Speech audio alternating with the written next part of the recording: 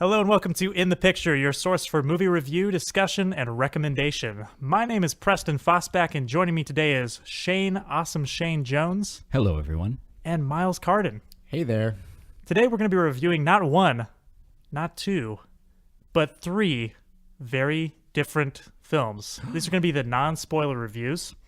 And then because Annihilation is such a strange and dense film, we're going to do a separate episode just dedicated to our spoiler discussion of Annihilation. So we're going to review, first of all, we're going to review Game Night, and then Mute, which is a Netflix original movie that came out, last week? And then we're going to review Annihilation. So that's the order things are going to go in. Let's start with Game Night. Miles, you didn't see this one, did you? I did not. Okay, so Shane and I are going to review Game Night. Shane, tell us what Game Night's about. So Game Night is pretty much Jason Bateman and Rachel McAdams play a character in an extremely competitive relationship. And as in competitive, I mean they love to play and win board games and all kinds of games.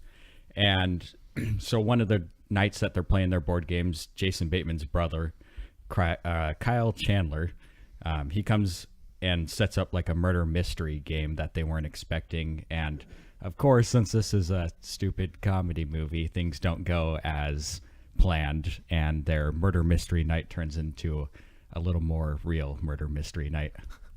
Very apt description. And what are your overall thoughts on this movie, Shane? Did you enjoy it? Did you dislike it? What? So pretty much anybody that I've talked to knows that I hate comedy movies. Like, there's only one. Is that true? I've talked to you. I didn't know that about you. There's only I hate laughing. Yeah. No. I love laughing. Laughing is stupid. But there's like maybe one or two good comedy movies a year, which means 99% of the comedy movies suck out there, and that's why I hate them. What's an example of a comedy movie you like? That's like one of the good ones. Spy with Melissa McCarthy and Jason Statham. I thought that was great. I enjoyed it. Yeah, I haven't seen it, so I didn't know if that was a joke or not. No, it's actually Okay. And this movie, I actually enjoyed it quite a bit. It's actually watchable and entertaining, and there's smart jokes in it. They don't rely off slapstick comedy. So that's my pet peeve of comedy movies, is stupid, like fart humor type comedy. And I don't think that there was really any of that in this movie. So it was entertaining to me. Yeah, I totally agree. I really like this movie. It's definitely got some flaws. It's not like a, really intense... well, it's not like a really enthralling, captivating story or anything like that, but it kept me laughing. I don't know. What was your theater like? Was it crowded, or were there people in there? Well, funny thing is, I was just one of two people in the entire theater. I was literally alone with my date for the night, and so we were pretty much the only people in there, and the person next to me was laughing the entire time. I was pretty much just giving little chuckles here and there. But yeah, we were alone in the entire theater. Okay, that's funny, because I was in a theater with probably 30 people. So it was a pretty decent sized crowd. The theater wasn't huge, but a lot of the time I was the only person laughing, and I felt crazy. I was just like, is this not funny at all? But I feel like I've been in the same theater with you at some point in my life. And no, it's usually exactly the opposite too. It takes a lot to get me to laugh, but this movie just had so many elements that just went right into my style of humor that I really enjoyed. And it doesn't happen too often. And I'm not saying that this is like a better comedy movie than most, but I enjoyed it. Yeah, and I think a lot of that comes from Jason Bateman. He kind of plays that awkward, like as if we were in a comedy movie character. He just kind of he's just there along for the ride and throws out random stuff that makes me laugh out of nowhere. Yeah, that's true. I really liked Rachel McAdams in this too. I hadn't seen her be this funny before, so I enjoyed her character. Yeah, for sure. I'm excited for anything she shows up in nowadays. Yeah, there were a couple cool little filmmaking touches too that I thought were really neat, like the tilt shift photography. Did you notice that? Yeah. How like there'll be exterior shots, like overhead shots, and everything will be it's shot in a way to make it look small, almost like a game board. So it's almost like the characters are pieces in a game that you're looking down on. It was so cool. And then there's a long unbroken shot. It's not like a fight sequence or anything, but I don't want to spoil what's going on, but it was so captivating. Like, and it was so well shot. Like, I think it was actually more captivating to me personally than the long unbroken fight scene in Black Panther. And you can disagree with me about that, but I just thought it was really cool. So I was excited to see these little touches. So I can't disagree with you. There you go. Miles agrees. but yeah, I'm all for those kind of shots. So who would you recommend this to? Like, is it just across the board, everybody, or is this catering to a specific kind of people? Is it what's it rated? I don't even know. It's rated R. Okay. Yeah, there's a lot of F-bombs and whatnot. I'd say if you liked Date Night with Tina Fey and Steve Carell, and I know it sounds like the same movie, Date Night, Game Night, but it's really along the same vein, even down to the whole like seedy underbelly of crime that the characters discover along the way. It's pretty similar in tone, but I think I might like this one more just because the cast is more varied, and it just felt more fun to be with this cast. Although there are a few characters that I just didn't quite care for. But yeah, what do you think, Shane? Yeah, pretty much anybody that goes and sees the stupid comedy movies in the theater will enjoy this because it's actually a comedy movie of quality for the most part. I'd say the thing that makes me not enjoy it as much as a lot of people will probably enjoy it is that it pretty much has no story whatsoever. I mean, it has a story, but the story doesn't really make sense. It doesn't make any sense at all. But I mean, they use their comedy to kind of cover up that fact, which is all right, and it works for it. But if you kind of think about it, it's just a thing that's going on. I wasn't sitting there going, oh man, I wish the story would be better. It was a good enough device for keeping the jokes going, so I was happy. Yeah, and on that same point, that's what kind of worries me about this movie, because the directors of this movie, they previously directed Vacation. If you've seen that, it came out a couple years ago. Yeah, I haven't seen that one. And that movie was awful. Not only did it have a terrible story, but it didn't have good comedy. And this movie had good comedy, but it didn't have a good story. And getting to my past point, these directors are directing the Flashpoint movie next, which really worries me because they might pull off the comedy with the Flash character, but I can't imagine them pulling off a good story. And that's what kind of the DC universe needs right now. Interesting. So what do you rate it overall out of 10? I'd say a good 7 out of 10. I'm going to agree. I think 7 out of 10 as well. I think there's a few like pieces of humor that are not going to be for everybody, but I think overall it's a really great fun time. So that is our review of Game Night. Should we move on to Mute? Mute. All right. I have not seen Mute, so Miles and Shane are going to review Mute for you. Miles, what's Mute about? Yes. So Mute revolves around this bartender who cannot speak because of an accident he received when he was a child. And basically the plot of the movie is that his girlfriend goes missing, and then the rest of the movie is him trying to figure out what happened to her and where she is. So this movie was a Netflix production. Basically, Netflix produced it, and it's available to watch now. However, despite if you have a Netflix subscription, I cannot say I recommend you spending the time watching this movie. It did have a lot of promise, I think, in the concept. The director is someone that we're all familiar with. It's Duncan Jones, who also happens to be the son of David Bowie. I don't know if you guys knew that. His real name is Zoe Bowie. So why did he change it? So strange. But Jones really made an impact on the amongst sci-fi fans, really, with his indie hit Moon with Sam Rockwell, which one of my favorite films. Yeah, we're all big fans of it. Then directed that masterpiece. Well, no, he also Warcraft. did. Hey, you're forgetting Source Code. Source Source Code was Code, pretty sorry, good. okay. Yeah, Source Code was also really good. But then Warcraft was a little underwhelming. But you can be like, okay, you can say, it's studio interference or whatever. Yeah. So, anyways, really looking forward to Mute. It had the look, kind of that Blade Runner, future neo-noir look. So, yeah, I was excited for it. When I heard this was the thing, I was like, yeah, I got to check this out. However, This is just like, I felt like this movie was just an exercise in mediocrity. Yeah. It was just like, it was just bland through and through.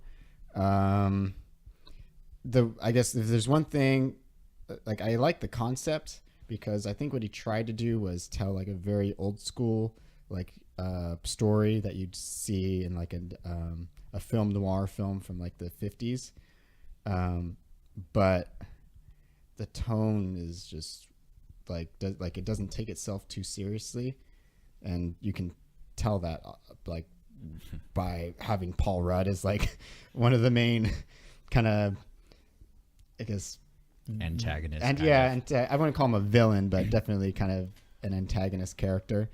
There's some things that happen. Like there's one scene in particular with Paul Rudd's character and a friend of his, where Paul Rudd's character like discovers something about his friend, and it's really bad. But then like the next scene, like it's just like it never happened. And they're like out, like it was just like it's such a shift. It was like, wait, that doesn't make any sense. And as far as like the quest for like trying to find the girl, it's just kind of spins its wheels. There's no real sense of urgency.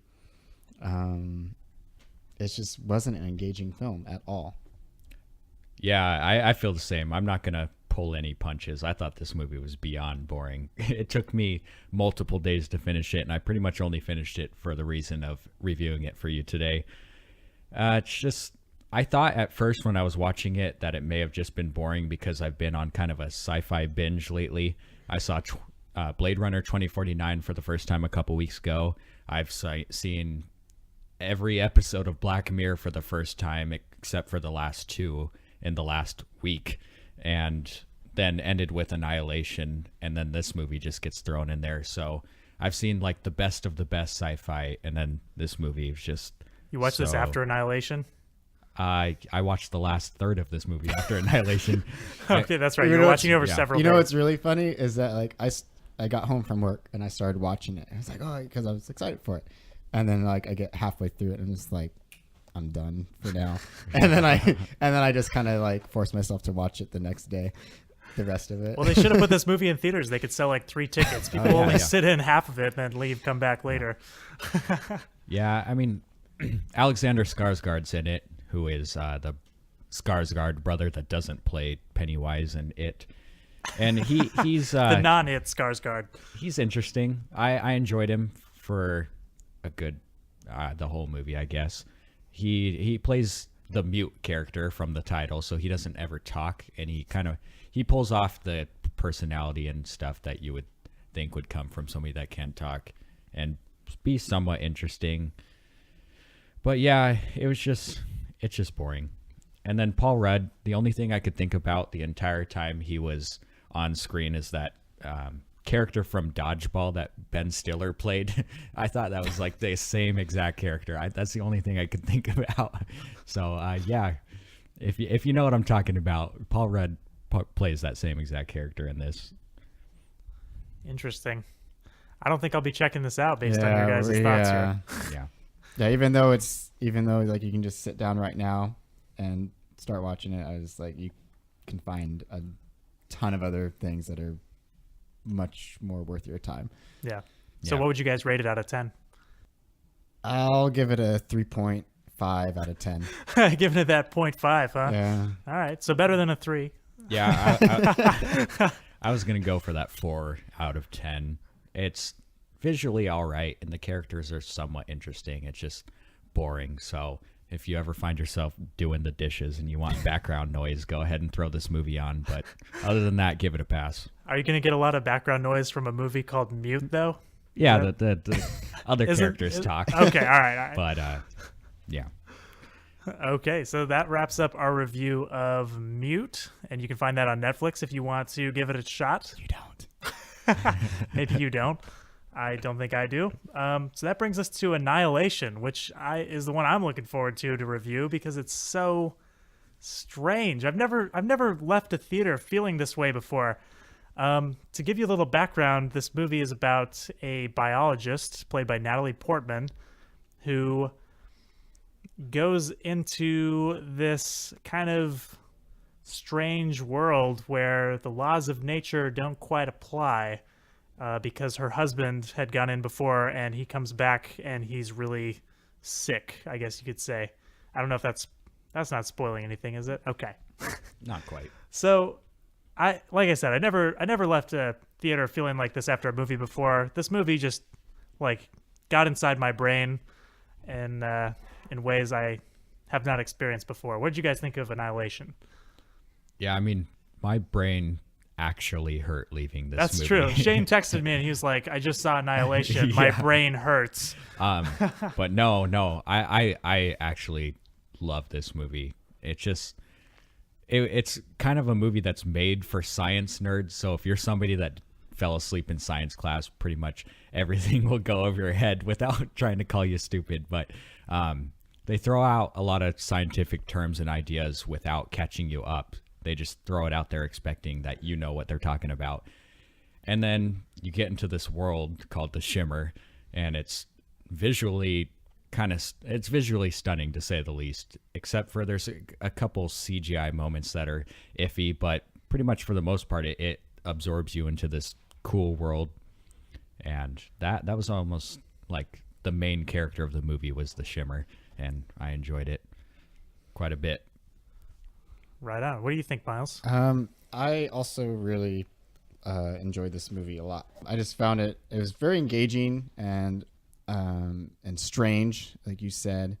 At its core, it's like really a mystery because you've got this anomaly, this Shimmer that they have to go and investigate. Like, okay, first of all, what is it, and how come no one has returned from it? Like after they've gone inside, and the ending is just like begging people to talk about it because it is not like tight. We were talking about this earlier, like a movie you might, like an intellectual sci-fi movie that you might be able to compare this to would be Arrival.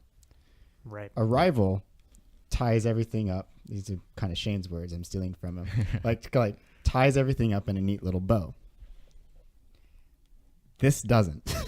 It very much does not. It leaves you hanging a little bit, and a lot of the things that happen, it doesn't give you an explanation exactly. I why would it say happened. almost everything. Like, if you are a person who wants your questions to be answered in a movie, like, this movie asks a bunch of questions and then just ends. Like, it does not right. answer almost any of them.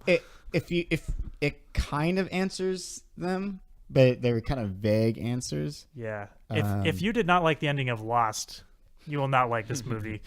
Sorry, I don't mean to interrupt, Miles. Well, no. That's but I think there are answers to it, and we'll talk about that when we do the spoiler episode, because there's so much to talk about, and it's kind of frustrating. It's very hard to talk about this movie and not like talk about specific details. Yeah. But I mean, just it's weird, it's creepy, it's full of original ideas. It, for me at least, it didn't like when they get into the Shimmer, like the things that they had going on in there didn't look like anything I'd seen before in a movie. Yeah. It reminded me a little bit of I mean, don't read into this too much, but it kind of reminded me a little bit of Apocalypse Now, just kind of this descent into the unknown, and then just like you don't know what you're gonna uncover around each corner, and every time you do, it's just strange and weird and not what you're expecting. And so I really enjoyed that. A lot of people are probably not going to like this movie. If your reaction to like us, like Stevenson, is like, well, that's stupid. Why don't they why can't they just like explain it, or Yeah. I didn't even like Arrival or whatever. It's like, it's fine, you know, everyone's got their movies from. But for us, like we all like the intellectual sci-fi, and this one delivered for me.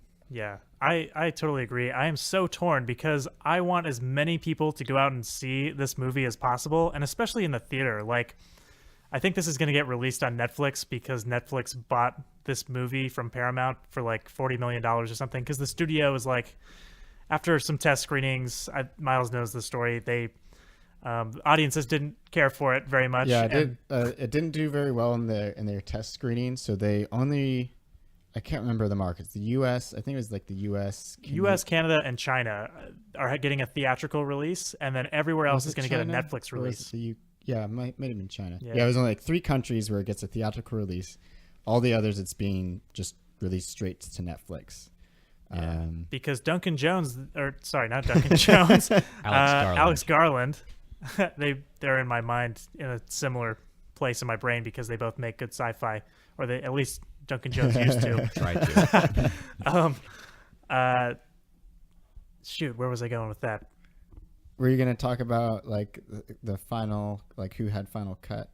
Yeah, I think whoever the editor was or the producer, like the original, I don't know. Right. So the final cut was not with the studio. So the studio told Alex Garland, you've got to change the ending of this movie because people don't understand it. It's too smart for them or whatever. And he basically said, no, just deal with it. And I think that is so cool. Like, again, I'm torn because I want as many people to go see this as possible, but I know not everyone's going to love it.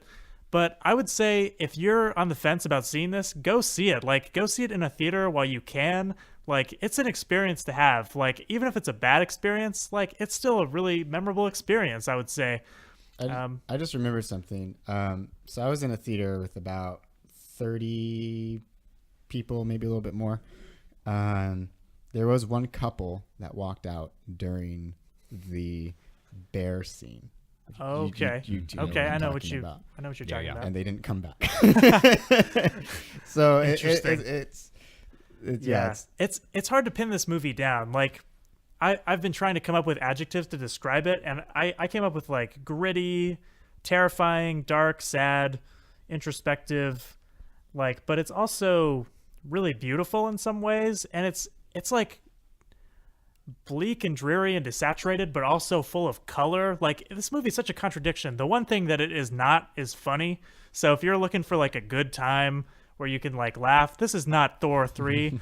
there is not a trace of humor or jokiness in this movie. It's not action oriented either. Right. And it's not really a horror film either, even though there are 2 or 3 moments where it's really scary and terrifying, and not necessarily in a gory way, although there's some of that too. Yeah, but some of the moments, few gory moments. yeah, there's some body gore, but there are some moments in here that have nothing to do with gore or anything like that are still just incredibly terrifying and haunting in ways that are very hard to describe unless you've seen the film. So I would encourage people, if they're on the fence, to go see this in the theater while you can, because it's definitely something to be seen on the big screen. It's beautiful. I think the art direction of this film is probably the highlight of it, and just every part of this world that's been designed is just fantastic. So that's kind of what I would say.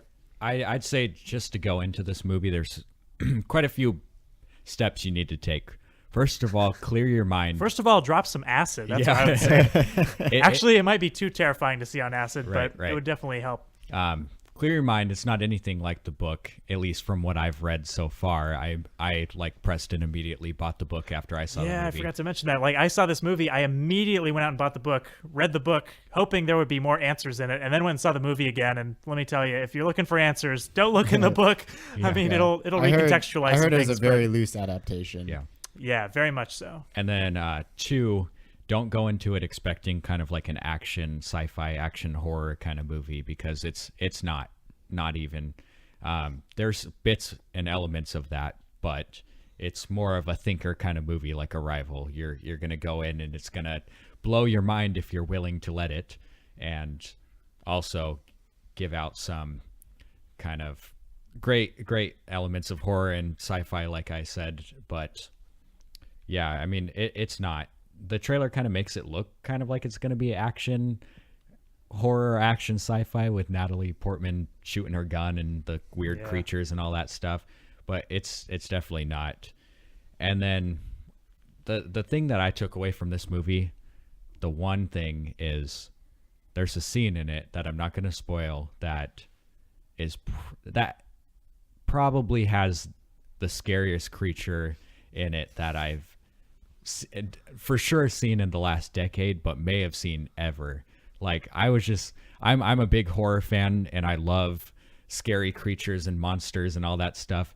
And I was just like grinning it's wide, like giant wide grin the entire scene, because I was like, this is so freaking scary. This is like the embodiment of nightmare fuel. Meanwhile, everyone else in the theater is just wide-eyed and like, What did we buy tickets to say this time? Yeah.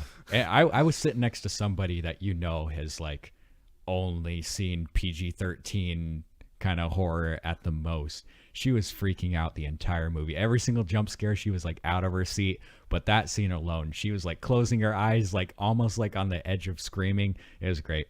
But yeah, don't go into the movie expecting that it's going to be a big horror movie, because it's not. It just has one of the most amazing scenes. Yeah, and again, we're trying to like preface everything because we know not everyone's going to like this movie, but we loved this movie. Like I would give it probably a solid 8.5 out of 10. Are you guys kind of in that range, 8 or 9? Yeah. I gave 8.5 to Black Panther, and I think it's on par with Black Panther. I enjoyed it quite a bit, but I've only seen it once, and I feel like I need to see it multiple times.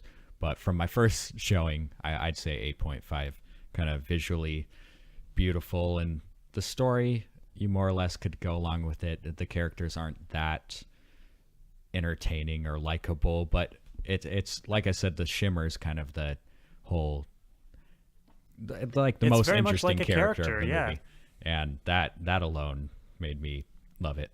Yeah, what do you think, yeah, Miles? it's definitely gets a solid 8 out of 10 for me. I think I'm trying to think of like what my criticisms would be. Like, I think towards the end, it just like some of the visual stuff was just a little, like I really had to try to accept some of it. Right. But then like once I saw like how, like what it meant to the plot, like I was able to accept it. But there was kind of like a couple moments where I was taken out of it, and I was just like, well, that doesn't look right. Do you mean effects wise? Just some of the visual effects didn't hold Yeah, up? I think in like a certain, how do I say it?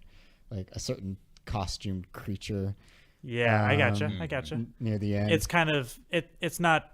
It's like 80 or 90% of the way to looking the way you think it should, probably. Yeah, I totally agree. But like once it becomes in important to what's happening, and part of the story, then I was on board with it. Right. But they're still kind of like just like, oh, I've just gotta. I'm not quite there yet. Okay, now I'm there. Not to say that there aren't stunning visual effects also in this film. There's some amazing stuff you could see. Yeah, and a lot of that comes from Alex Garland. Like, we gave him a little praise earlier, but I think we need to give him a lot, because coming off of Ex Machina, which I consider the best sci-fi movie I've seen in the last 10 years, and then straight into this, he's kind of like what I wanted Neil Blomkamp to become. Neil Blomkamp is really disappointed. Right. I love District 9, and then the others not so much. And it seems like Alex Garland's going the kind of route that I wanted him to. It's just two great movies back to back. Yeah. I'm excited for him. That reminds me, I got a really strong Sunshine vibe from this movie too. Just in the, not really in the visual sense, although there are a few little cues I got, but like just in the way the characters kind of interact and behave a little bit. There's some character stuff that happens that really reminds me strongly of Sunshine, and no one's seen the movie Sunshine, but We've seen it. well, no one listening to this, I bet. Well, a small percentage of people, because this is a movie that made no money when it came out. No one went and saw it, but it's got, named actors in it. Chris Evans is in it. Rose Byrne is in it. Will you quit trying to sell us on Sunshine? I'm not trying to sell you on Sunshine. I'm saying it reminded me of It's not Sunshine. going to change how I feel about the ending of Sunshine. That's fine. Look, the ending of Sunshine is very flawed. I'm not going to argue against that. I'm saying I didn't have as big of a problem with the ending as most people did. Every time I watch Sunshine, I like it a little bit less. But it's like near and dear to my heart. It was my first Alex Garland film that I saw, and I think it, there's some moments that harken back to the days of when Alex Garland was just a screenwriter. Yeah. Okay, are those all of our thoughts on Annihilation? Anything else? I think so. Just so everyone's real clear, we are going to do an entire episode where we talk spoilers of Annihilation, because there's just so much to unpack. So much in this movie. And so, yeah, we're going to do that later. So keep an eye out for that. Yeah, look for that in your feed. Right. And in the meantime, If you'd like to contact us, you can look us up on Facebook at facebook.com/inthepicture. And you can tweet at us at AskInThePicture. And I think that's it. So yeah, I mean, if you haven't seen Annihilation and you're listening to this, go see it and then watch our spoiler review. Yeah, and if you've seen any of the movies we're talking about, let us know if you agree, disagree with what we had to say. We'd love to hear from you. And with that, everybody have a good night. We'll see you next time. Bye. See ya.